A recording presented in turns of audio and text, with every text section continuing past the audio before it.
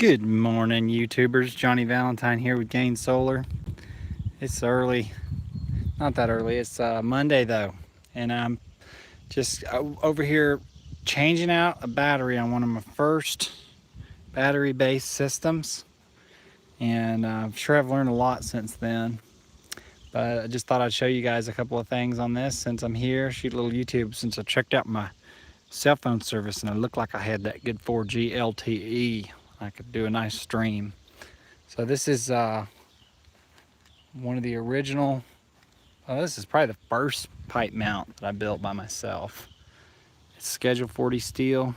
You can see how we wrapped some of the connectors around, but they're not really chafing on anything. It's PV wire and not a lot of wires dangling, so I'm not going to beat myself up over my own work. But this thing got pretty tall at the end of it. It was on a pretty good slope. It's really hard to show slope on YouTube, but there's some slopage. I can't really find it anymore, but you can see we're on a slope. And so we built this ground mount out of Schedule 40 steel. It's 2.5-inch pipe. You can get this kind of pipe at plumbing places or fence places, but the plumbing places, they want to thread it on the end and it costs more. I know some fellers that build it out of hard wall rigid conduit, and they say that's okay. I personally use fence pipe, comes in 21-foot sections.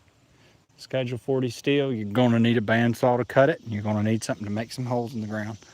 And then it's got these cross bracing connectors, and you know, we don't build a lot of these. You guys are going to see our jobs, and you're going to see a lot of Schletters. We have built some Iron Ridge ground mounts, but this is how it used to be. Everything was pipe mounts, and you can still build a pipe mount. I mean, there's a lot of advantages to a pipe mount. Pipe is readily available in a lot of places where it might be hard to get something like a Schletter. Now, this particular one was made by TRA Sun and Snow. I don't know if you can see that, but those are, I had to sit up there and drill every single one of those posts. Well, that one was about 12 feet up in the air. Can you imagine how I felt when I had to drill those 4 holes in that post?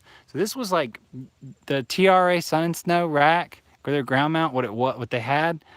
Is it on a slope? It is 1957, sir. It's on a slope. I can vividly remember being up there drilling these things on a ladder and telling TRA Sun and Snow, or TRA Mage as they were back then, how it was the worst design ever. And they sent the wrong clamps. It just continued and continued. I remember them saying at one point, well, we hope we don't lose your business over this. Usually when it gets to that point, they've already lost it. But this is a pretty standard fitting right here. Just a piece of L bolted onto there like that. That's a pretty standard move.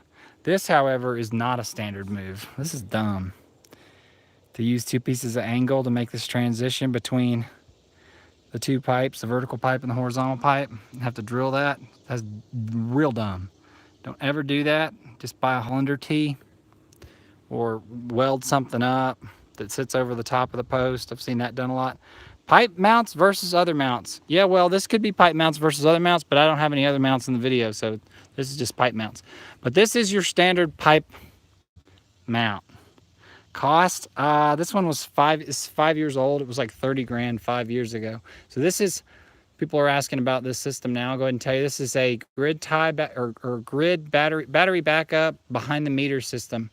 This system has 1, 2, 3, 4, 5, 6 it has 18 Sonevas. Back in the good old days when Soneva was making panels, had them Soneva OPT 265s, 255s. Yeah, you're looking for the end camps to seal up the 3-inch ends. If you're looking for the piece that goes over the post, those are Hollander fittings. HOLLAENDER. People are asking questions as this video is going live. That's why I'm talking. Sounds like I'm talking to myself. If you're looking for this, well, you can buy that at a fencing supply store. That's about 50 cents, probably less. You can go to a fencing place and get those. Go to a fencing supply or a big time hardware store, or look at online, fencing supply, Amazon. You can tell I was really worried about this disconnect coming off, so I strutted it Andrade style. And then at my lockable, this is a high voltage disconnect. Back in the day, I was using them $300 switches instead of those IMOs. This is an expensive switch. And I'm going back high voltage, 2 strings of 9 into a Schneider XW MPPT 8600 charge controller. Now, guys, I know that this barn is only 30 feet away from this array. I realize that, and I don't know what happened. I was a young feller. I was just taking advice from the Amish. I think I really loved wiring up MPPT 8600s because you can wire them, you know, up to 600 volts strings. So yeah, I did 2 strings. There's no combiner box. These things, I meant cost of pipe mount versus other mounted system you mentioned. Oh, pipe mounts are more expensive. So these pipe mounts, I'll show you the front of the solar too. A pipe mount is going to be, how do I explain this? So the rail that you buy, which is what the panels are mounted on, there's rails going under each panel, and the clamps, that's all you're going to buy. That, and maybe the piece that connects the rail to the pipe, that's all you're going to buy from the solar people. And then you can go pick up all the pipe locally at a hardware store. So you might spend less money on solar only components, but when it comes to install time, concrete, equipment rental, all that stuff, these things don't make any sense for me to build. I hate building these as a rule. They're just not profitable because of the amount of labor. So one thing about me is I pay my laborers really well because they're highly skilled, and I hire people that I like to work with because I still work. So everybody I'm paying pretty good, but I'm getting my money out of these people, like Engineer 775 and old Father Abraham. And no, he won't like it if we call him that. We'll just call him Abrahammer. So anyway, and Larry the Great, and Mr. Special Agent Gray, who's now moved on to greener pastures. But when you build one of these things, if you're paying people to help you, if you're a homeowner guy, you might be able to build this. When it all comes out, you build it for a little cheaper. But as far as doing those single post mounts like you see in our videos, or some of the other mounts out there, this is the very first way that they were building ground mounts, and they were really trying to adopt, readily available material for solar structures. And there are a lot of way quicker ways to build a ground mount. Now this is still plenty good strength wise. There's nothing wrong with this from a functional standpoint. It does suck to mow behind them. There's a lot more to get at when you can't really get a mower under there, whereas with a shredder you can kind of get a mower under the back, or a single post style mount. But these are definitely, you're going to spend a lot of money on that pipe. The pipe's like $3 or $4 a foot. There's going to be 300-400 feet of pipe in one of these jobs. There's 1, 2, 3, 4, 5, 6, 7, 8, 9, 10 holes. I think I remember there was a pallet of concrete involved on this job. Once again, I was a noob on this job, so I didn't know a lot of stuff at the time. And so, there's a lot of things I did that I would have done differently, but you're going to spend more money on steel and less money on solar panels, more money on labor, less money on beer if you do this job. That's a good comparison right there. Here's a picture of the clamp. Remember, clamps are a dime a dozen. There's a million different clamps out there. This is so dang close to a Schletter clamp. I mean, it's almost a Schletter clamp. This is TRA Sun and Snow out of I don't know if they're from Germany or what. I found 3-inch Schedule 40, this is a comment, 24-foot pipes for $130 each. But that was an amazing price. Yeah, I'm not talking about deals here, although deals have to be found. There are deals to be had. I'm talking about calling the yard and saying, what's the price? Remember, I'm a pro here. I'm a professional solar contractor. So yeah, here's the rail. Try to show you the profile of the rail. Pretty similar to a lot of rails. There's a track here, and then there's a track on the top, and the clamp bolts into the rail right there. So LSI panels, about 5 kW. And then we had a trench, and we go into this building, this outbuilding. This lady's got an electric bike. I took a cruise on her electric bike, but it's a little bit light for me. Anyway, take you in here, show you this battery I just replaced. This battery was over 5 years old, so I just swapped out his Rolls battery, nasty lead acid battery, for an AGM battery. He's only doing real light cycling behind the meter, and you know, maintaining about a $50 a month power bill for 2 folks in a 2,000 square foot house. Good morning. Someone says good morning. Well, good morning to you.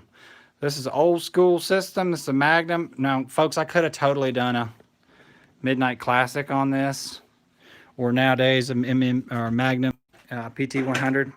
But back in the day, I guess I was in love with Connext. I like them high voltage charge controllers, but they're pricey now. You pay for them. Ease of install, but what did somebody say to me the other day? Every point of refuge has its something. Can't remember what he said. There's another one of those high dollar switches. Man, Johnny, you were really serious back in the day. But you know, when you switch your 270 volts, you got to have it. So yeah, this charge controller, this MPPT 8600, you can come into it at 600 volts. It'll do about 5,000 watts. That's the charge controller. You need the SCP control panel though.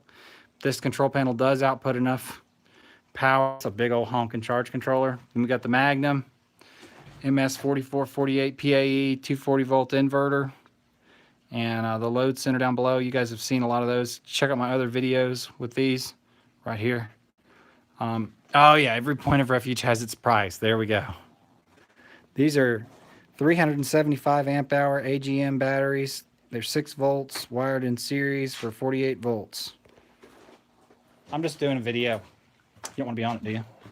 Here, I'm going to take this. Beautiful pond here.